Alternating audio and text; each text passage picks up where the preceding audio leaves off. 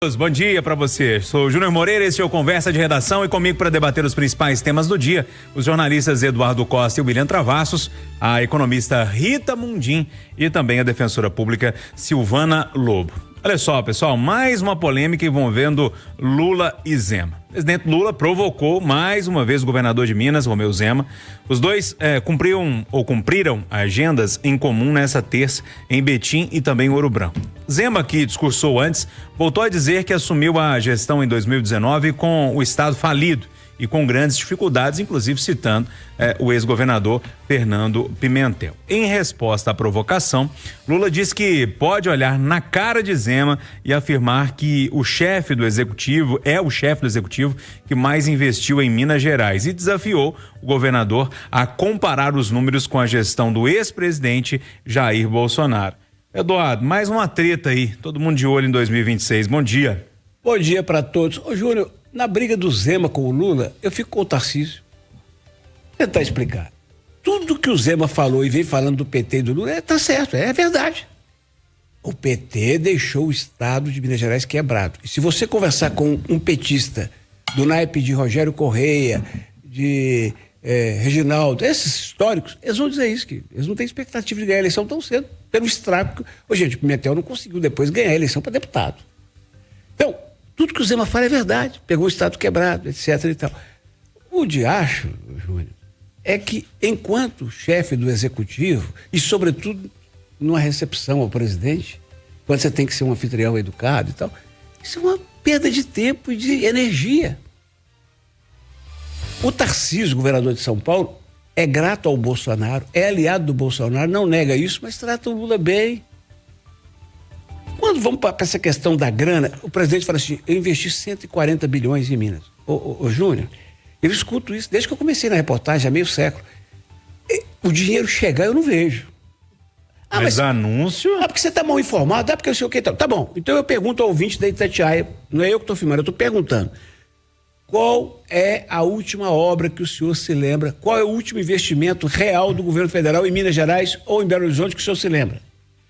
Nós fizemos exercício ali na redação, eu, Júnior e o Matheus Castanha. Só dá para lembrar um dinheiro que esse está no caixa, que é do metrô. 2 bilhões e 800 milhões, que está fazendo essa extensão. Dinheiro que o Bolsonaro liberou a pedido do Zema. Então,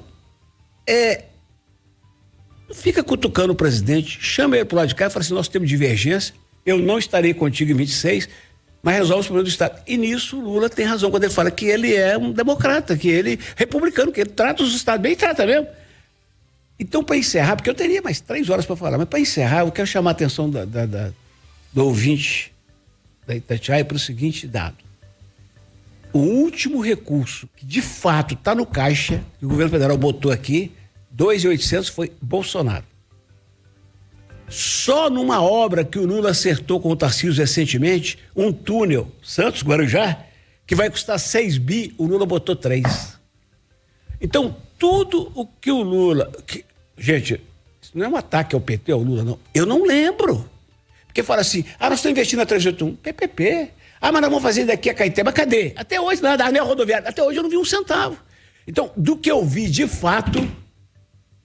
que o Bolsonaro botou aqui no metrô, que é pouco, o Lula não botou. Eu não lembro, nesses 3 mandatos dele, desde 2000. Então, mas aí o Zema, ao cutucar, dá o palanque para ele, né, amigo? Ô, Rita Mundim, queria sua análise aí de mais essa rusga entre governador e presidente. Bom dia. Oi, Júnior, bom dia. Na minha análise, eu acho que, na verdade, o que nós tivemos ontem foi uma prévia de 2026. Eles estavam em plena campanha. O Zema chamando atenção pela forma, uma forma austera. Ele falou dos ministérios, comparou os ministérios com a secretaria e disse que time para ganhar jogo não precisa de 30, 40 em campo, precisa de 11 craques. Então, na verdade, foi uma prévia do que a gente vai ver daqui para frente. Então, é oposição e situação. Sendo que o presidente Lula, quando se trata de falar de Brasil, ele não tem muito o que falar. Quando se trata de falar de Minas Gerais, como o próprio Eduardo disse aí, ele não tem o que falar. porque não só o Lula, mas também a Dilma, havia uma expectativa muito grande com o governo petista de Dilma Rousseff, porque o Pimentel tinha sido ministro da Dilma e ele era governador de Minas e não veio dinheiro nenhum, nada foi feito em Minas. Nós estamos aí nessa peleja em termos de infraestrutura e de investimentos que deveriam ser, em parte ou totalmente, bancados pelo governo federal. Então, foi um palanque onde, na minha opinião, o Zema falou muito mais verdades do que o Lula. Ô William Travassos, e aí, essa rusga aí, bom dia pra você. Bom dia, Júnior, bom dia, bancada, bom dia aos ouvintes da Itatiaia. A Rita fala sobre essa campanha política, né? É o retrato do que nós vamos enfrentar no próximo ano. O Zema não falou mentiras e acho que ele não foi indelicado. Ele simplesmente... A gente tem que entender que são dois modelos de administração, né?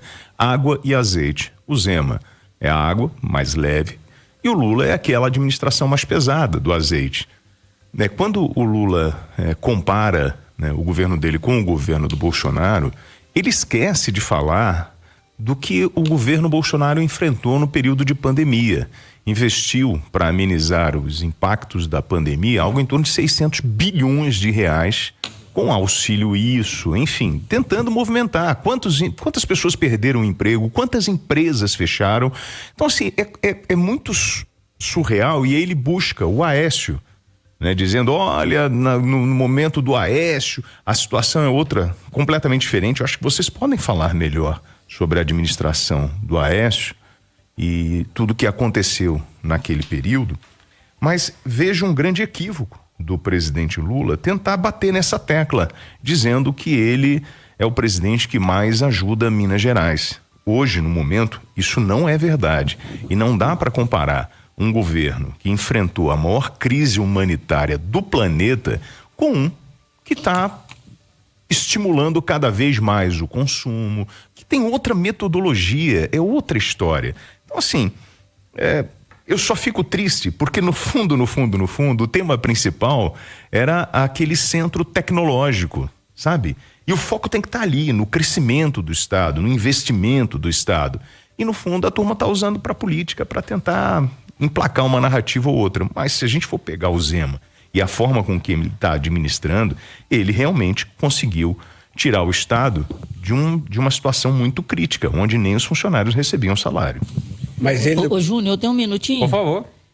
Em cima do que o William falou, o Zema foi muito feliz na fala dele, que quando ele assumiu, ele foi procurado pela Fiat na época, e ele deu o cartão dele e falou, olha, qualquer coisa vocês me procurem que nós vamos tirar o Estado dessa inércia.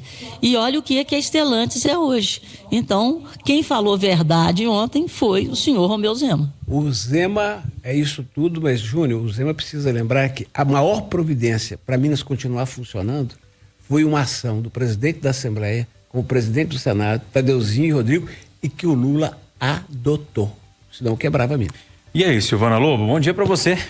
Bom dia, Júnior, bom dia a todos. Briga de cachorro grande, hein? Você vai meter a colher no meio dessa história ou não? Muito prestigiado por tudo que foi dito. Só tem uma coisa pra gente relembrar aqui. Que bom que o Zema foi dessa vez. Porque em várias outras vezes ele não apareceu. Então, eu quero que ele apareça para mostrar essa excelência da governança dele aqui no estado de Minas Gerais. E aí, Júnior, aproveitando, lembrar de uma outra coisa. E na época que eu estava ainda na batalha, na trincheira da defesa, eu sempre sabia que a última palavra era minha. Então, quando a gente fala e sabe que vai ter alguém que vai falar depois da gente, a gente tem que ver que quando a última palavra não é da gente, às vezes vale a pena pisar num freio pra gente não tomar paulada sem ter oportunidade de responder.